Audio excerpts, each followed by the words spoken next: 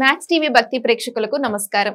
ఉగాది ప్రత్యేకత గురించి తెలియచేయడానికి ఈ రోజు మనతో ఉన్నారు ప్రముఖ ఆధ్యాత్మికవేత్త సత్యనారాయణ మూర్తి గారు. నమస్కారం గురుగారు. అనుజ్ఞ నమస్తే అమ్మా. గురుగారు, ముందుగా ఉగాది రోజు ఏ దేవీ దేవతలను ఆరాధించాలి, అలాగే దేవుడికి ఎలాంటి ప్రసాదాలు మనం నైవేద్యంగా పెట్టాలి తెలియజేస్తారు? మనము ఈ ఉగాది రోజున బ్రహ్మదేవుడు సృష్టి నిర్మాణం చేశాడు కదా, first day of the creation.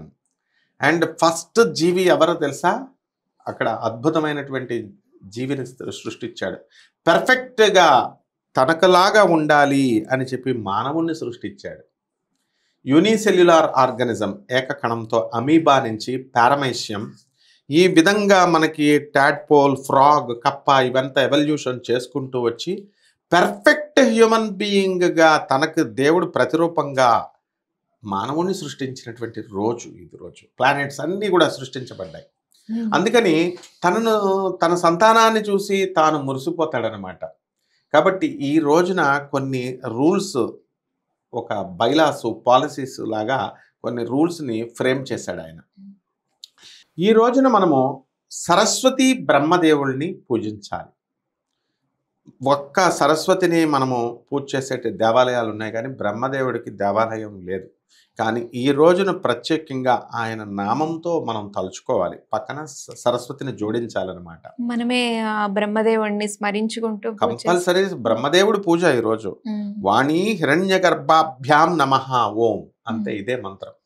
ఆ తర్వాత మనకి లక్ష్మి, ఉగాది లక్ష్మి అంటాం మనం. లక్ష్మీదేవిని మరి మహాలక్ష్మిని కంపల్సరీ చేయాలా. ఎందువలంటే ఉగాదికి ఇది వసంత ఋతువులు వచ్చాం మనం. ఇంతకాలం కూడా ఈ హేమంత్ ఋతువు నుంచి వెళ్ళిపోయి అసలు ఆ ఎండాకాలం, ఆ చలికి తట్టుకోలేక ఉన్నటువంటి ఈ వసంత ఋతువులో మనము చైత్రమాసము శుక్ల పాడ్యమి నుంచి చైత్రమాసము శుక్ల నవమి వరకు దేవీలని నవరాత్రులు అంటాం, వసంత నవరాత్రులు అంటాం. కంపల్సరీ 9 రోజులు పూజ చేయాలి అమ్మవారిని అని క్లియర్గా శాస్త్రాలే చెబుతున్నాయి మనకి. ఇందులో 5వ రోజున సరస్వతీదేవి వసంత పంచమి అంటాం. అందువలన సరస్వతీదేవిని 5వ రోజున చేస్తాం. కాబట్టి ఆమె ఎవరో కాదు, మహాకాళి, మహాలక్ష్మి, మహాసరస్వతి స్వరూపిణి, ఇంద్రకీలాద్రి నివాసిని అయినటువంటి శ్రీ కనకదుర్గమ్మ తల్లే ఈ అనేక రూపాల్లో వచ్చింది. కాబట్టి ఆ రోజున మహాలక్ష్మి అమ్మవారిని ఉగాది లక్ష్మి అని అంటారు. కాబట్టి మనం సింపుల్గా ఓం మహాలక్ష్మి అయి నమః, లేకపోతే లక్ష్మి అష్టోత్తరం, ఓం ప్రకృత్యై నమః, ఓం వికృత్యై నమః. ఈ నామాల్లో నువ్వు చూస్తే అసలు ఎంత అద్భుతమైనదో చూడు. లక్ష్మి అంటే ఓం ప్రకృత్యై నమః అంటే ఈ ప్రపంచంలో ఉన్నటువంటి నేచర్ అంతా నేనే అని చెప్తుంది.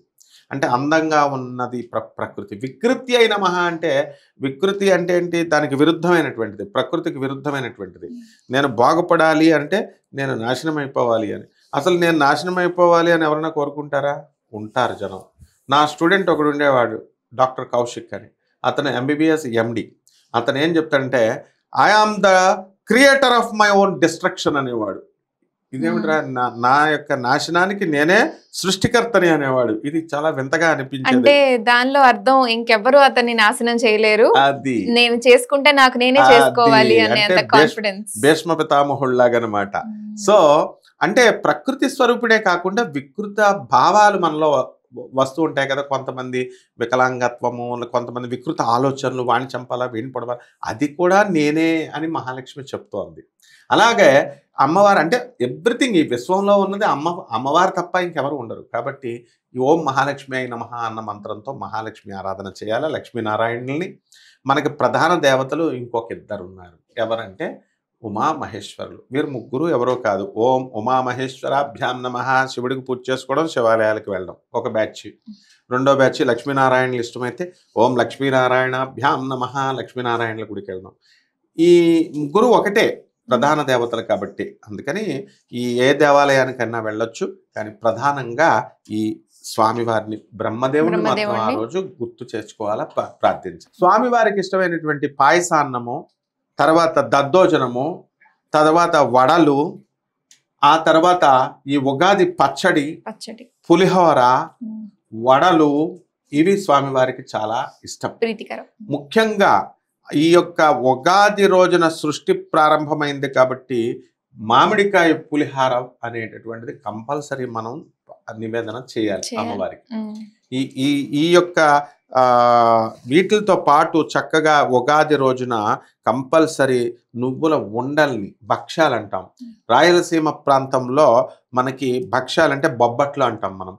ఆ బొబ్బట్లు కంపల్సరీ పెడతారు. కొంతమంది నల్ల నువ్వుల తెల్ల నువ్వుల ఉండల్ని కూడా పెడతారు. ఇదే నివేదన.